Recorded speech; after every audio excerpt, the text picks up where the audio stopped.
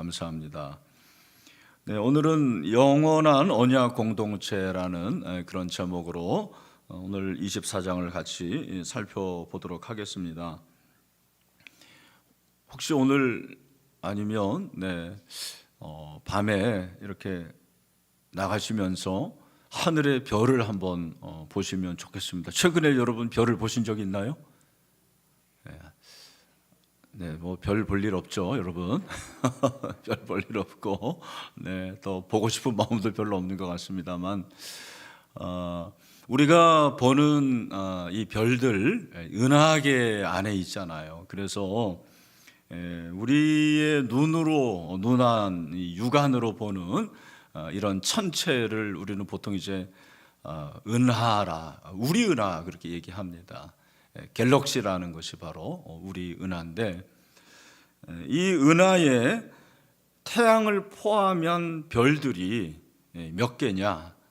2천억 개라고 그럽니다. 별들이 2천억 개인데, 그 별들이 이제 집단을 이루는데 이렇게 원반처럼 생겼는데, 지름이 약 10만 광년, 그러니까 길이로 잴 수가 없는 거예요. 광년이라는 건 여러분 아시는 대로 빛이 1년 동안 가는 거리잖아요, 그죠? 그러니까 그 지름이 이렇게 원반처럼 생겼는데 지름이 10만 광년이에요. 10만 광년. 그리고 두께가 5만 광년이라고 얘기를 합니다. 그래서 이런 은하계가 또 하나만 있느냐? 1천억 개가 있다라는 거예요. 이 우주에 이런 이 갤럭시가 1,000억 개가 있다라는 거예요. 이야, 정말 여러분은 뭐 얼굴빛 하나 안 변하시는데 대단한 거 아닙니까? 그래서 아인슈타인은 우주의 별이 10의 25승이라고 그렇게 추측을 했대요. 10의 25승. 그러니까 이걸 세려면 사람이 1초에 20개씩 센다고 하면 몇 년이 걸리냐면 10만 조년이 걸린대요. 이렇게 오래 걸린다라는 거예요. 별과 별 사이가 5광년이라고 그럽니다. 5광년. 우리가 이제 볼 때 그냥 별과 별 사이가 아주 짧아 보이잖아요. 근데 그게 5광년. 이게 대단한 거 아닙니까? 그런데 이런 모든 것들이 성경이 이제 나와 있다라는 것입니다. 이 별들이 얼마나 많고 또 우주가 얼마나 크다라는 것을 우리가 뭐 시편을 통해서도 알 수 있고, 그죠? 특별히 창세기 15장 5절을 보니까 하나님이 아브라함을 끌고 밖으로 나가리시되 하늘을 우러러 무뼈를 셀 수 있나 보라. 또 그에게 이르시되 내 자손이 이와 같으리라. 그렇게 말씀을 하셨죠. 또 예레미야 33장 23절에 보니까 22절 뭐라고 그랬습니까? 다 같이 시작. 하늘의 만상은 셀 수 없으며 바다의 모래는 측량할 수 없나니 내가 그와 같이 내 종 다윗 자손은 나를 섬기는 레위인을 번성하게 하리라 하시니라. 아멘. 여기 하늘의 만상을 셀 수가 없다 그랬잖아요. 그래서 제가 왜 이 서두에 이 과학의 얘기를 하냐면, 여러분 이런 모든 은하계, 이런 우주를 우리가 보통 이제 만유라고 그래요. 만유라고 그러는데 이 만유를 누가 창조하셨습니까? 하나님이 창조하셨습니다. 그리고 하나님이 다스리십니다. 그래서 만유의 주제, 그 말은 무슨 말이에요? 찬송가에 나오잖아요. 만유의 주제. 그러니까 여러분들이 그냥 찬송 부르지 마시고 우리가 만유의 주자다 그러면은 이걸 생각하셔야 돼요. 와, 2천억 개의 별들이, 하나님이 그걸 다 다스리고 계시고, 그리고 창조하신 그 모든 것들이 일정한 법칙을, 질서를 가지고 있잖아요. 그러니까 여러분, 하나님은 진짜 하나님이십니다. 근데 그 하나님이 만유가 되시는 그 하나님이 한 민족을 선택하셨단 말이에요. 그 민족이 어떤 민족입니까? 이스라엘 민족이죠. 그 작은 민족을 하나님께서 창조하셨고, 그리고 그 민족을 선택을 하셔서 그 민족을 하나님의 민족, 성민으로 그렇게 선택을 하신 거죠. 그리고 그 민족과 맺은 약속을 뭐라고 그러는 거예요? 언약이라는 거예요. 언약. 그래서 오늘 영원한 언약 공동체 그랬는데, 이 언약이라는 것은 하나님이 사랑하셔서 특별히 백성을 만드시는 거. 네? 다시 한번, 하나님이 특별히 사랑하셔서 그의 백성을 삼으신 이것을 가리켜서 바로 언약이라는 거예요. 근데 그 언약은 영원한 언약입니다. 변하지가 않아요. 그 언약은 영원하고 신실하고 변함이 없는 줄로 믿습니다. 예레미야 26장 9절에 보니까 뭐라고 그랬어요? 우리 다 같이 읽어봅시다. 시작. 내가 너희를 돌보아 너희를 번성하게 하고 너희를 창대하게 할 것이며 내가 너희와 함께한 내 언약을 어떻게? 이행하리라. 아멘. 그래서 하나님께서 이스라엘 백성과 언약을 맺었는데, 이 언약을 통해서 하나님과 이스라엘 백성이 결속된 거예요. 결속. 그리고 그 이스라엘 백성이 하나님과 인격적 관계를 맺는 거죠. 하나님이 이 만유의 하나님인데 그 하나님이 이스라엘 백성과 인격적 관계를 맺는다라는 것은 전 대단한 일이라고 생각을 해요. 아니, 이거는 기적 중에 기적이죠. 생각할 수도 없는 거예요. 그런데 그 하나님이 언약을 채우시고, 그러니까 언약을 세우시고 언약을 맺으시고 그 언약을 지키시는 신실한 하나님이십니다. 그래서 오늘 이 말씀에 보면 뭐라고 그랬냐면, 여러분 24장 보니까 3절을 보니까 이는 너희 대대로 지킬 영원한 규례라 그렇게 말씀하셨고요. 8절 보세요. 안식일마다 이 떡을 여호와 앞에 항상 진설할지니 이는 이스라엘 자손을 위한 것이요 영원한 뭐라고 그랬어요? 언약이니라. 9절에서도 이는 영원한 규례니라. 그래서 하나님께서 이스라엘 백성들과 영원한 언약을 맺으시고 그 영원한 언약 가운데서 규례를 주셨어요. 근데 그 규례가 오늘 이제 크게 네 가지로 나눠지더라고요. 이 규례가 뭐냐면 1절부터 4절은 성소 안에 이 등불 규례예요. 등불 규례. 따라합시다. 등불 규례. 그 다음에 5절부터 9절은 성소 안에 진설병 규례예요. 따라합시다. 진설병 규례. 그러니까 성소 안에 하나님께서 여러 가지를 만드셨단 말이에요. 자, 우리 사진을 한번 보여주시면 좋겠습니다. 여러분, 성소가 지성소와 성소가 있는데, 성소 안에 제일 먼저 이제 성소 바깥에 번제단, 거기서 우리가 지금까지 배운 대로 제사를 하나님께 드린단 말이에요. 번제단. 그리고 물두멍이 있어, 그죠? 물두멍이 있고, 그리고 거기에 이제 등대가 나온단 말이에요. 등대. 그리고 진설병, 떡상이 나오죠. 떡상 위에 진설병이 있고, 그리고 이제 그 안에 지성소 안에 법궤 시온소가 있는 거 아닙니까? 그래서 그 성소 안에 오늘 24장에는 뭐가 나오냐면 이 등불 규례와 진설병 규례가 나오는 거예요. 그 다음에 이제 좀 다른 얘기인데 10절부터는 하나님의 이름을 모독하지 말라라는 것에 대해서 말씀을 하시고, 그리고 그 다음에는 이제 서로 동해, 그죠? 해를 입히면, 해를 받으면 그것을 보복하라는 동해 보복법에 관한 그런 말씀이 나오는데, 이 네 가지가 전혀 상관없을 것 같은데 서로 깊은 관계가 있는 거죠. 그래서 오늘 그걸 한번 살펴보도록 하겠습니다. 먼저 등불 규례를 보면, 여호와께서 모세에게 말씀하여 이르시되 이스라엘 자손에게 명령하여 불을 켜기 위하여 감람을 찢어낸 순결한 기름을 4개로 가져오게 하여 계속해서 등잔불을 켤지라 그렇게 말씀을 하고 있습니다. 여러분이 아시는 대로 하나님은 영이십니다. 그러니까 보여요, 안 보여요? 보이지 않는 하나님을 만나는 장소가 어디입니까? 성소죠. 성소예요. 그 성소는 하나님의 임재 장소인데, 그 하나님의 임재의 장소에서 하나님이 계속해서 켜놓은 게 있습니다. 켜놓으라고 하신 게 있어요. 그게 뭐예요? 바로 등불이라는 거. 근데 그 등불을 켜려면 뭐가 필요합니까? 기름이에요. 아이고 잘하시네. 근데 그 기름이 무슨 기름이에요? 감람유예요. 감람유. 이 감람유라는 것이 기름인데, 이 감람유가, 신약의 감람유는 뭘 가리키겠습니까? 성령을 가리키는 거. 할렐루야.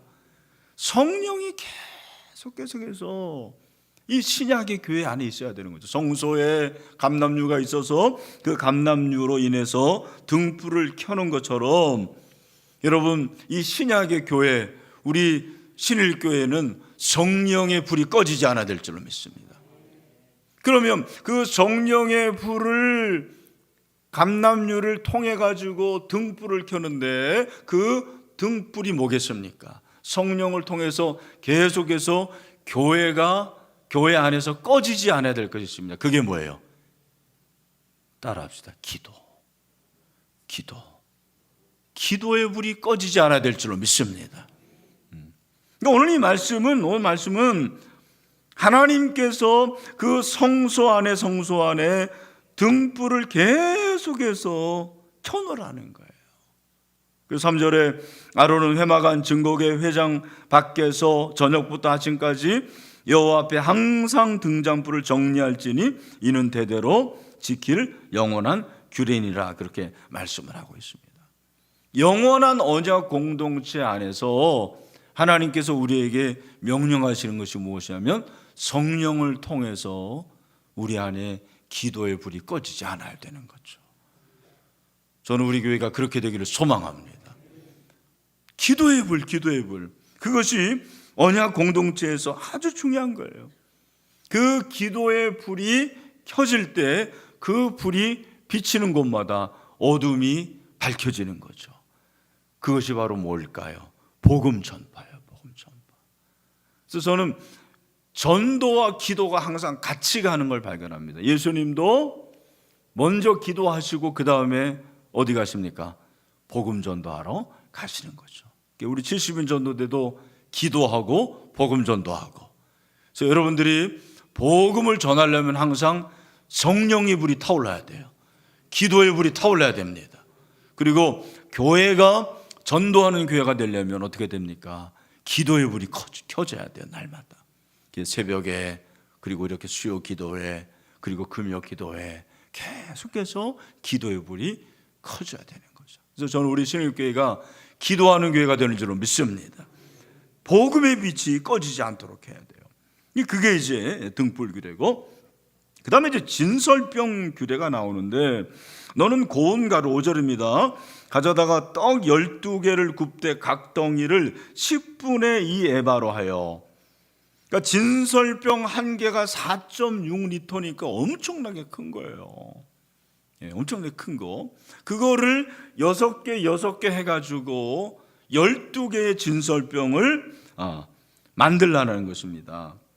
그래서 여러분, 여기 보면 여호와 앞 순결한 상위에 2줄로 한 줄에 6씩 진설하고, 병이라는 건 떡병이잖아요. 근데 왜 진설병입니까? 진설하니까 진설병이죠. 진설하니까.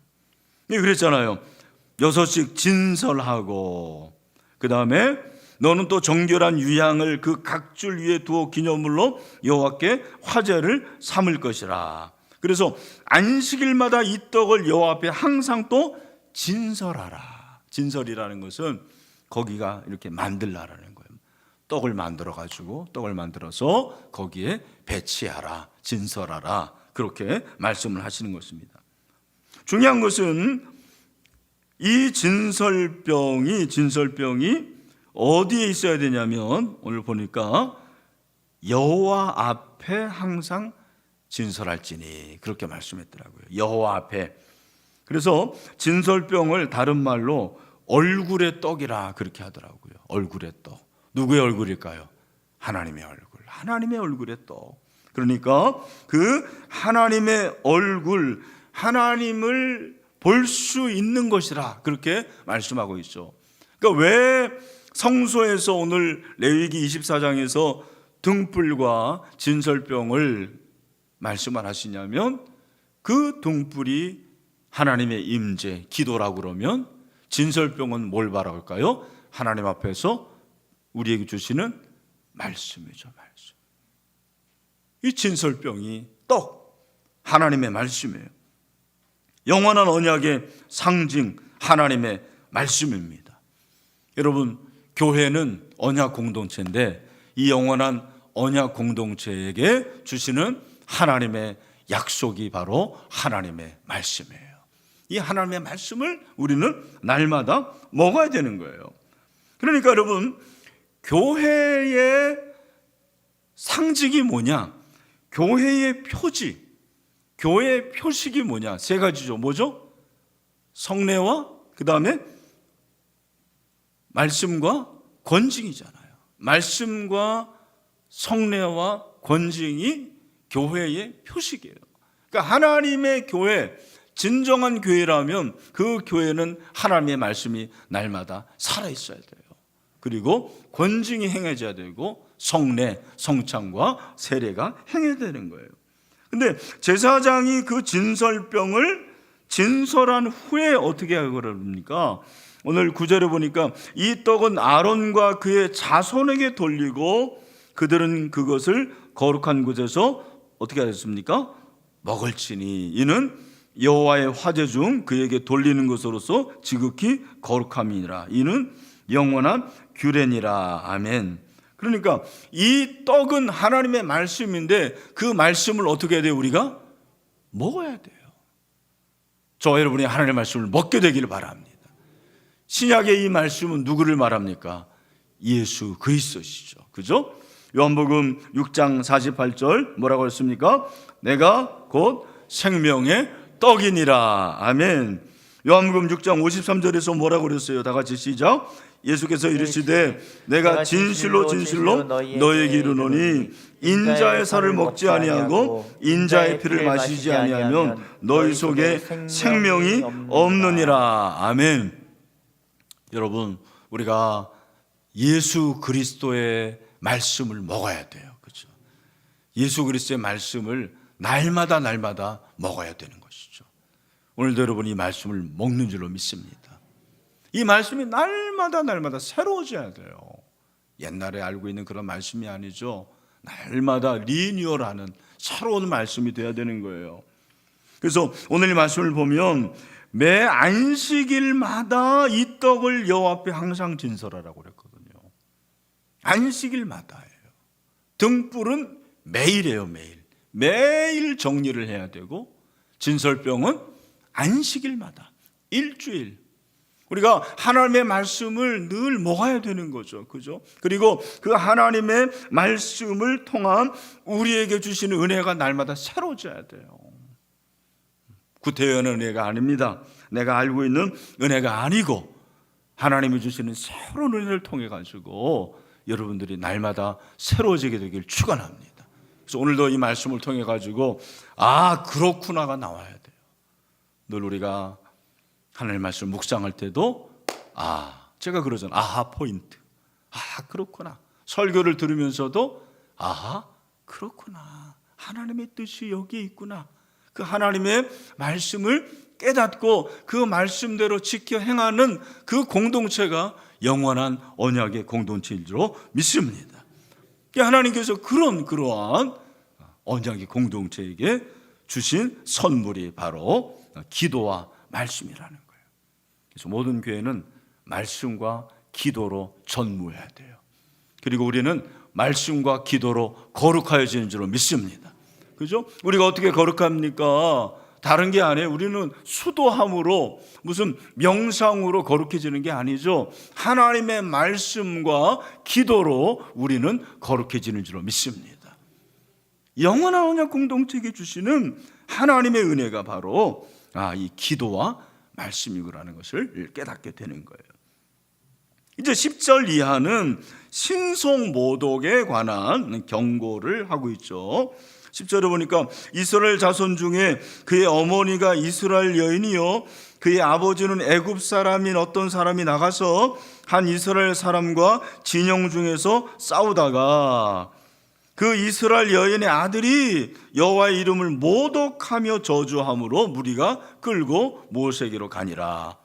그의 어머니의 이름은 슬로미시요 단지파 디브리의 딸이었더라. 그렇게 말씀하고 있습니다. 여기 보니까 이스라엘의 한 사람이 나오는데 그 사람의 어머니는 어떤 민족입니까? 이스라엘이고 아버지는 애굽, 이집트입니다. 그러니까 무슨 결혼을 한 거예요? 그렇죠. 불신 결혼한 거예요. 쉽게 말하면 통혼을 한 거예요. 하나님 원하시지 않는 그 결혼을 했습니다. 근데 이 사람이 이스라엘 사람과 다툰 거예요. 다투면서 어떻게 했냐면 하나님의 이름을 어떻게 해요? 모독합니다. 하나님이 이런 사람을 어떻게 하라는 거예요? 끌어내라는 거예요. 끌어내가지고 어떻게 해요? 돌로 치라고 말씀을 하시는 거죠. 우리가 오늘 여기 말씀에 보면 11절에서 모독하며 저주함으로 그랬는데 같은 말이에요. 모독하며 저주한다. 이것은 그 뜻이 찌르다, 자극하다예요. 그가 한 말을 통해 가지고 하나님의 마음을 찌릅니다. 하나님의 마음을 자극하는 거예요. 이게 모독이죠. 신성 모독이죠. 그래서 이것으로 인해서 하나님께서 진노하십니다. 여러분이 아시는 대로 이스라엘 백성들은요 하나님의 이름 자체를 얼마나 귀히 여기는지 몰라요. 그래서 우리말 성경에는 여호와라는 이름이 있잖아요. 이 여호와가 야훼죠. 야훼. 그 야훼인데 실제로 그들이 성경을 읽잖아요. 그러면 야훼라고 읽지 않습니다. 야훼라는 게 자음 4개. 히브리어는 다 자음이에요. 모음이 없어요. 그래도 그들은 다 알아요. 물론 요즘에는 이제 다 붙이지만. 그래서 야훼라는 게 그 요드하고 해하고 그다음에 아인하고 해잖아요. 그런데 이게 야훼예요. 야훼 히브리어로. 그런데 이게 여호와의 이름이 너무 거룩하기 때문에 그 야훼라는 이름 대신에 여기 만약에 12절에 여호와의 명령이다 그러면 이 여호와 야훼라는 이름 대신에 뭐라고 읽는지 아십니까? 따라합시다. 아도나이라고 읽어요. 읽을 수가 없어요.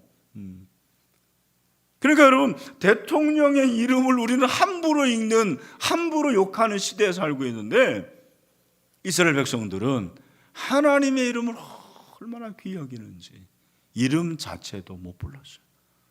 아도나이 야훼라는 이름을 쓰질 못했어요. 필사자들이 야훼라는 이름을 쓰잖아요. 그럼 어떻게 됩니까? 붓을 빨아가지고 옷을 딱 정돈하고 야훼라는 이름을 썼습니다.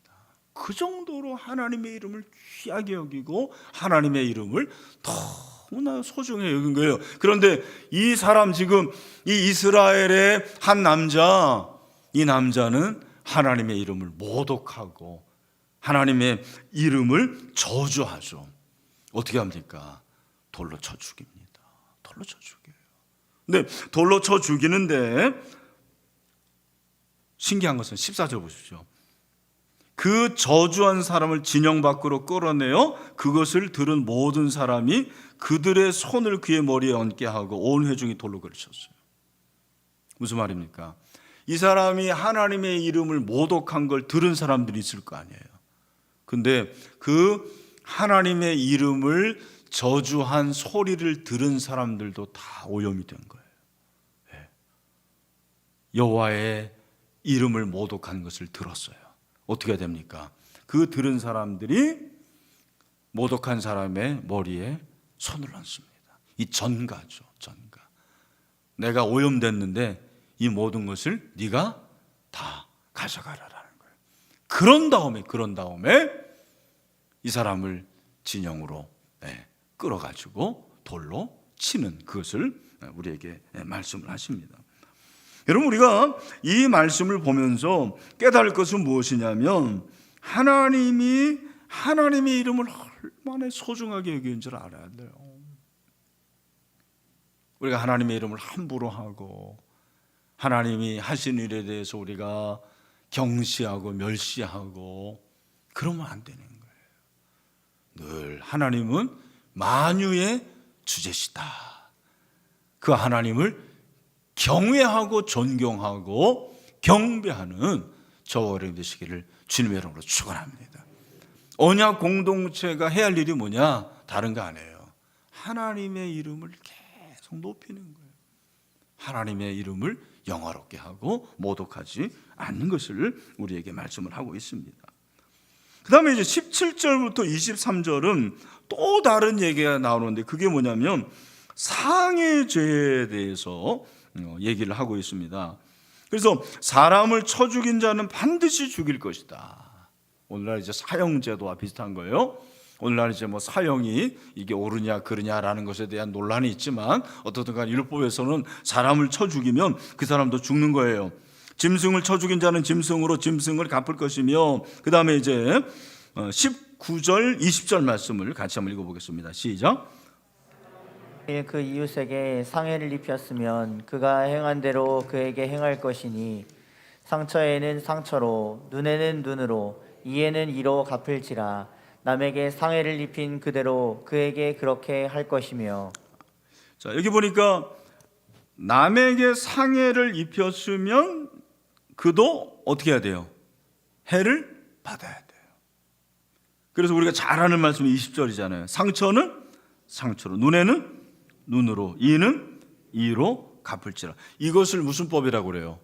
동해 보복곡이라는 거예요. 동해, 같은 해를 입은 것으로 보복해라. 내가 받은 만큼 상대방에게 돌려줘라. 좋은 것을 돌려주는 게 아니죠. 나쁜 거죠. 나쁜 것을 돌려주는 것을 말하는 거예요.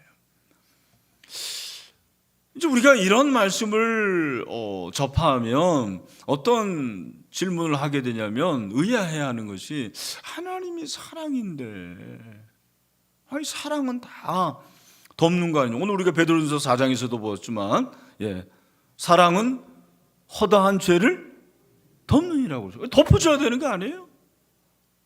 그 왜 이렇게 동해 보복복을 말씀하시는가? 제가 이제 세 가지로 정리를 하겠습니다.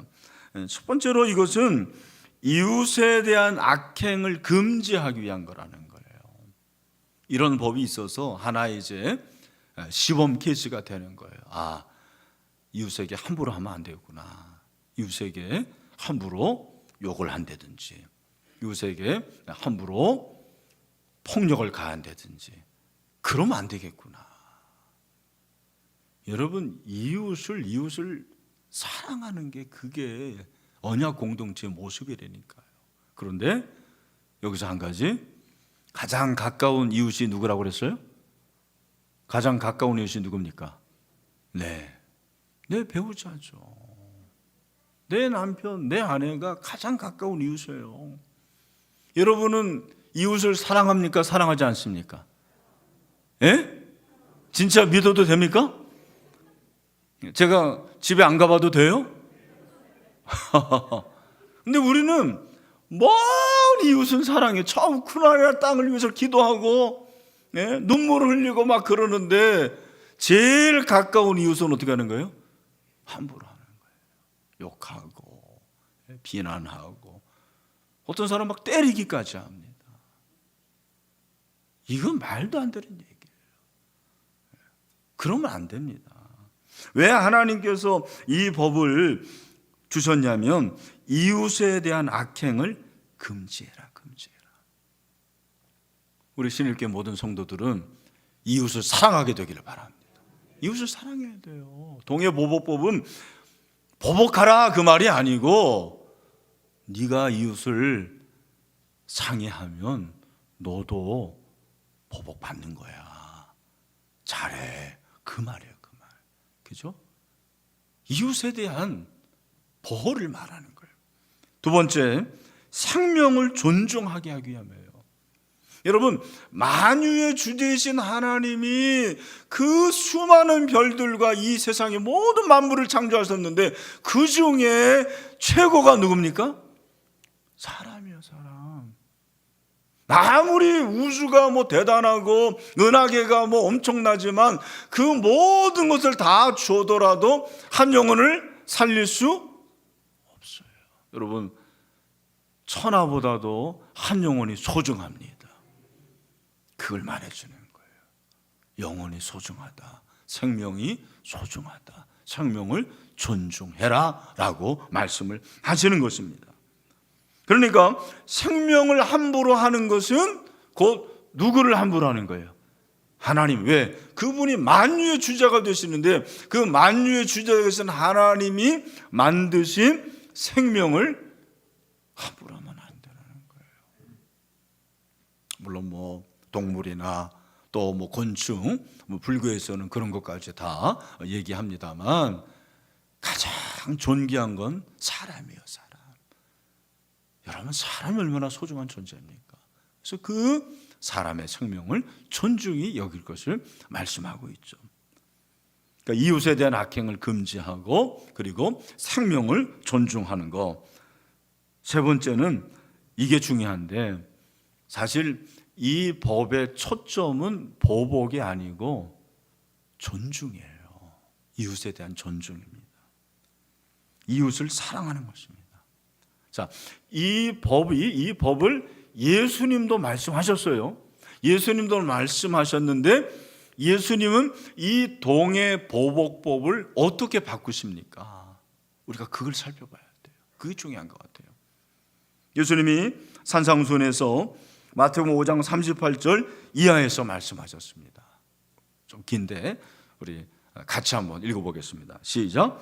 또 눈은 눈으로 이는 이로 갚으라 하였다는 것을 너희가 들었으나 나는 너희에게 이르노니 악한 자를 대적하지 말라. 누구든지 내 오른편 팜을 치거든 왼편도 돌려대며 그 다음에 또 너를 고발하여 속옷을 가지고자 하는 자에게 겉옷까지도 가지게 하며 또 누구든지 너를 억지로 오리를 가게 하거든 그 사람과 심리를 동행하고 내게 구하는 자에게 주며 내게 꾸고자 하는 자에게 거절하지 말라. 그 다음에 뭐라고 했어요? 또 내 이웃을 사랑하고 내 원수를 미워하라 했다는 것을 너희가 들어. 자, 잠깐 여기서 43절에서 내 이웃을 사랑하고 내 원수를 미워하라. 이게 바로 이 동해 보복법이에요.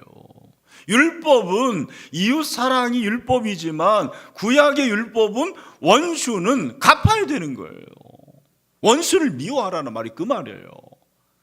그런데 예수님은 어떻게 말씀하십니까? 우리 예수님 44절 시작. 나는 너희에게 이르노니 너희 원수를 사랑하며 너희를 박해하는 자를 위하여 어떻게? 기도하라. 아멘. 뭘 말합니까? 예수님은 이 동해 보복법을 인용하면서도 이 법을 무엇으로 바꾸십니까? 사랑의 법으로 바꾸시는 거예요. 사랑의 법으로 바꾸십니다. 너희가 동해 보복법을 알고 있지만 그러나 내가 새로운 법을 너희에게 주는데 그들을 위해서 기도해라. 그를 위해서 축복해라. 그렇게 말씀을 하는 거죠. 오리 가달라고 하면 심리 가고. 여러분 잘 아시는 대로 오른손잡이가 뺨을 치면은 어느 쪽 맞는 거죠? 한번 모르시 쳐보실래요 한번? 앞에 이렇게 해가지고 딱 치면은 어느 쪽 맞습니까? 왼편이에요. 그런데 오른편을 맞잖아요. 오른편. 그건 뭘 말하는 거예요? 왼손잡이에요? 그게 아니고 이걸로 치는 거예요. 손등으로 치는 거예요. 손바닥이 아니고 최고의 모멸이죠. 네. 여러분 이렇게 해가지고 맞아본 적이 있어요? 없잖아요. 그렇게 모욕을 당하는데도 왼편을 돌려대라는 거예요. 겉옷을 달라 하면 속옷 주고. 그러니까 이제 이 부분에 대해서 이게 과연 우리가 실현할 수 있는 법인가, 실현할 수 없는 법인가에 대한 논란이 항상 학자들 사이에 있습니다. 여러분 어떻게 생각하십니까? 이 법이 실현 가능합니까? 불가능합니까? 자신이 없으시네. 가능합니다. 불가능하면 우리 주님이 말씀하셨을까요? 아니죠. 그러니까 손양원 목사님이 그런 분이잖아요. 손양원 목사님. 꼭 여러분 여수 순천에 가셔가지고 애양원을 한번 들리세요. 자기 아들을 2사람이나 죽였잖아요. 2 아들이나 죽였는데 감사하잖아요. 감사. 그리고 양아들로 삼고 손동희 여사가 꽤 오래전에 우리 교회 여름 수련회 정교인 수련회 오셔서 간증했는데 기억하시는지 모르겠습니다. 손동희 여사가 아버지에 대해서 그렇게 불만이 많았대잖아요. 왜? 그런 오빠를 죽인, 자기 오빠를 2명이나 죽인 그 원수를 어떻게 양아들로 삼고 사랑하냐라는 거예요. 근데 손양원 목사님 그렇게 하셨어요. 이게 가능하다라는 얘기예요. 불가능하지 않다라는 얘기예요. 사랑해보. 꼭 여러분 애양원은 들려보세요. 우리 제자훈련 또 사역훈련 마치고 여행을 가기도 하는데 꼭 가야 된다고 생각을 해요. 저는. 꼭 가면 좋겠어요. 이 법은 사랑의 법으로 바꿔주셨다는 거예요. 저 여러분이 정말 이렇게는 못할지 모르지만 노력하고 성령의 인도를 통해서 성령의 도우심으로 해볼 수 있는 은혜가 있게 되기를 주님의 이름으로 축원합니다. 원수를 사랑하라는 원수를 사랑하라. 결국 우리가 지금 4가지를 봤는데 이 4가지가 수평과 수직의 관계에서 언약 공동체의 모습이더라고요. 하나님과의 관계에서 늘 하나님께 기도하고 하나님의 말씀을 먹고 그리고 하나님을 존경하는 거, 그게 하나님의 사랑이죠. 그게. 수평의 관계에서 다른 사람을 악행하지 말고, 그죠? 다른 사람을 때리지 말고, 다른 사람을 욕하지 말고, 그를 사랑하라라는 거. 그게 이웃 사랑이죠. 결국 율법의 정신이 뭐라고 그랬어요? 율법은 하나님의 사랑, 이웃 사랑. 여러분이 다른 건 몰라도 이건 아셔야 돼. 성경을 딱 2가지로 요약하면 뭐예요? 하나님의 사랑, 이웃 사랑. 율법을 요약하면 하나님의 사랑, 이웃 사랑. 언약 공동체, 영원한 언약 공동체에 있어야 될 것이 뭐냐면 바로 이거라는 거예요. 수직의 관계에서 하나님 사랑, 수평의 관계에서 이웃 사랑. 이것을 실천한 분이 누굽니까? 예수 그리스도. 어디에서 실천했어요? 십자가에서 실천하지 않았습니까? 그래서 저와 여러분이 이제 올 한 해 마무리하게 되는데 정말 언약 공동체, 영원한 언약 공동체의 일원으로서 우리 하나님을 사랑합시다. 이웃을 사랑합시다. 그런 은혜가 있게 되기를 주님의 이름으로 축원합니다. 기도하겠습니다.